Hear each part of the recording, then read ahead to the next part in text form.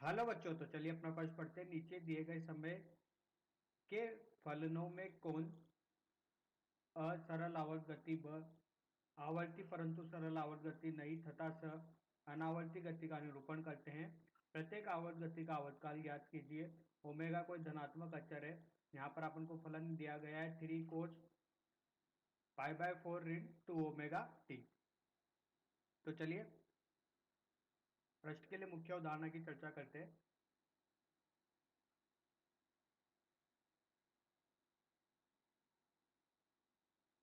तो देखिए यहाँ पर अपन समझते हैं आवर्ती और सरल आवर्त गति क्या होती है। तो सबसे पहले यहाँ पर अपन लेते हैं आवर्ती गति के बारे में। ठीक है, अगर आवर्ती गति की यहाँ पर अगर अपन देखें तो सूर्य के परित अपनी पृथ्वी क्या करती है, घूर्णन गति करती है। ये अपनी पृथ्वी है, सूर्य के प्रति क्या करती है, घूर्णन गति करती है। तो जब कोई भी कण एक निश्चित समय अंतराल में एक निश्चित रास्ते को दोहराता है, ठीक है, तो वह गति अपन की आवर्ती गति कहलाती है। ठीक है, जैसे अपना सूर्य और ये पृथ्वी है। अब ये पृथ्वी को पूरा एक चक्कर करने में अपन के पास 1 साल का समय लगता है। ठीक है, और यह निश्चित और निरंतर जो है वो एक क्या करता रहता है, ये गति करता रहता है। और इसका जो पाथ होता है, जो रास्ता होता है, वो भी क्या होता है, निश्चित होता है। तो कोई भी कण अगर अपने रास्ते की पुनरावृत्ति करता है एक निश्चित समय अंतराल पश्चात, तो वह अपन की गति कौन सी कहलाती है, आवर्ती गति कहलाती है। अगर अपन यहाँ पर सरल आवर्त गति की बात करें तो सरल आवर्त गति जो होती है, सरल आवर्त गति की अगर यहाँ पर अपन बात करें तो सरल आवर्त गति देखिए क्या होती है।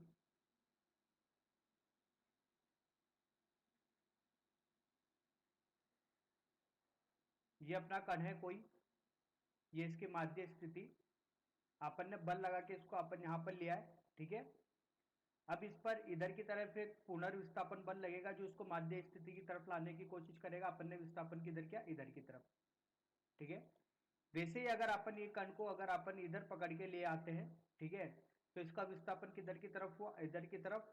तो ये कण वापस अपनी माध्य स्थिति पे आना चाहेगा, तो इस पर बल किधर लगेगा, इधर की तरफ। मतलब कोई भी कण अगर अपने माध्य स्थिति के परित इर्द गिर्द जो गति करता है एक निश्चित समय अंतराल पश्चात, तो यह गति अपन की सरल आवर्त गति कहलाती है।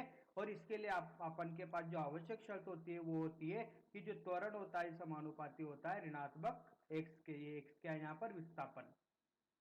तो यह गति अपन की सरल आवर्त गति कहलाती है। अब अगर यहाँ पर इसके समीकरण की बात करें, विस्थापन के समीकरण, तो इसका जो विस्थापन समीकरण दिया जाता है वो दिया जाता है एक्स बराबर ए साइन ओमेगा टी से। ठीक है, ये यहाँ पर अपन का ज्यावक्राकार आकृति का जो है वो एक फलन होता है, जिसमें ए क्या है, यहाँ पर इसका आयाम है जो ये अधिकतम दूरी तय करेगा, इसी को अपन यहाँ पर आयाम बोलते हैं। ओमेगा क्या है, इसकी कोणीय आवृत्ति है, और टी क्या है यहाँ पर जिस समय में ये अपने रास्ते की पुनरावृत्ति कर रहा है, जिस समय पर अपन को इसका विस्थापन देखना है, ये अपन का क्या कहलाता है, यहाँ पर सरल आवर्त गति की समीकरण कहलाते हैं। अगर अपन इसको लिखना चाहे तो कुछ इस तरीके से भी लिख सकते हैं, ए कोस ओमेगा टी धन ऋण फाइव। फाइव यहाँ पर क्या प्रारंभिक कालांतर है, जो अपन को ये बताता है कि ऐसा कोई जरूरी नहीं है कि अपना कण मूल बिंदु से प्रारंभ हो। अपना कण कभी भी प्रारंभ कहीं भी स्थिति से प्रारंभ हो सकता है, बट आवश्यक शर्त यह है कि वह सरल आवर्त गति करे।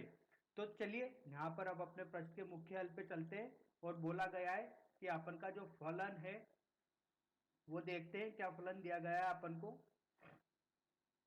एक्स बराबर 3 cos π/4 ऋण 2 ω t। अब अपन को ये देखना है कि ये सरल आवर्त गति करेगा, आवर्ती गति करेगा, या कोई भी गति नहीं करेगा। ठीक है, तो सबसे पहले अपन को ये सिद्ध करना होगा। इसके लिए अपन ने देखा है मुख्य उदाहरण में कि अपन के पास जो यहाँ पर विस्थापन की समीकरणें होती है, अपन ने यहाँ पर देखा ये दो समीकरणें होती है, इस तरीके से अपन इसको लिख सकते हैं।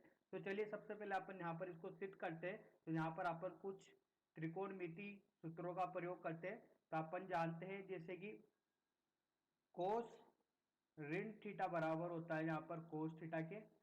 ठीक है, तो चलिए यहाँ पर अपन देखते हैं 3 कोस, यहाँ पर मैं उभयनिष्ठ ऋणात्मक को बाहर ले रहा हूं, तो यहाँ पर अपने पास होगा 2 ओमेगा टी ऋण पाई बाय 4।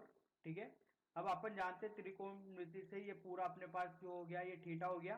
ठीक है, तो ये कोस ऋण थीटा किसके बराबर हो जाएगा, कोस थीटा के। तो यहां से मैं लिख सकता हूं x बराबर 3 कोस थीटा लिखना है तो थीटा क्या आता है अपन के पास 2 ओमेगा टी ऋण पाई बाय 4। अब अपनी जो समीकरण थी जो अपन ने मुख्य उदाहरण में लिखी थी वो लिखी थी a कोस ओमेगा टी धन ऋण 5। इससे अगर अपन यहाँ पर इसकी तुलना करें तो तुलना करने पर अपन को यह मिलता है कि जो ये अपन को समीकरण दी गई है विस्थापन की, ये अपन का क्या प्रदर्शित कर रही है, सरल आवर्त गति प्रदर्शित कर रही है। मतलब ये जो कण है वो क्या करेगा, कण क्या करेगा, सरल आवर्त गति प्रदर्शित करेगा। तो यहाँ पर अपने पास ये तुलना हो गई है। अब देखिए यहाँ पर अगर अपन और बात करें तो आयाम a बराबर कितना है 3, फाई बराबर क्या है ऋणात्मक पाई बाई बटे 4। और अगर यहाँ पर मैं बात करूं ओमेगा कोणीय आवृत्ति की तो कितनी है 2 ओमेगा। अगर यहाँ पर इसके आवर्तकाल की बात की जाए तो इसका आवर्तकाल होता है 2 पाई बटे ओमेगा। किसी भी सरल आवर्त गति का आवर्तकाल इस तरीके से दिया जाता है। अगर यहाँ पर मेरे को इस कण का आवर्तकाल निकालना जो यहाँ पर अपन को समीकरण दी गई है, ठीक है, तो इसका आवर्तकाल निकालने के लिए मैं लिखूंगा t बराबर 2 पाई बाय ओमेगा। ओमेगा यहाँ पर कितना है 2 ओमेगा, तो t 2 पाई बाय 2 ओमेगा, 2 से 2 कट गया तो कितना आया पाई बटे ओमेगा। तो देखिए यहाँ पर अगर मैं बात करूं तो इस कण का आवर्तकाल होगा पाई बटे ओमेगा के बराबर होगा और इसका जो प्रारंभिक कालांतर होगा ऋणात्मक पाई बाय 4। इसका यह मतलब होता है कि कण मूल बिंदु से प्रारंभ न होकर अपनी कुछ और स्थिति से प्रारंभ कर रहा है और वो स्थिति है ऋणात्मक पाई बटे 4। तो ये अपन को क्या बताता है, इसका प्रारंभिक कला बताता है। ठीक है, तो अपन ने देख लिया है कि जो अपन को यहाँ पर समीकरण दी गई थी कोस के फलन के रूप में, ये अपन की सरल आवर्त गति कर रही है और अगर अपन को इसका आवर्तकाल निकालना था तो वो आ गया पाई बटे ओमेगा। तो बच्चों आशा करता हूं आपको यह हल समझ में आया होगा। धन्यवाद।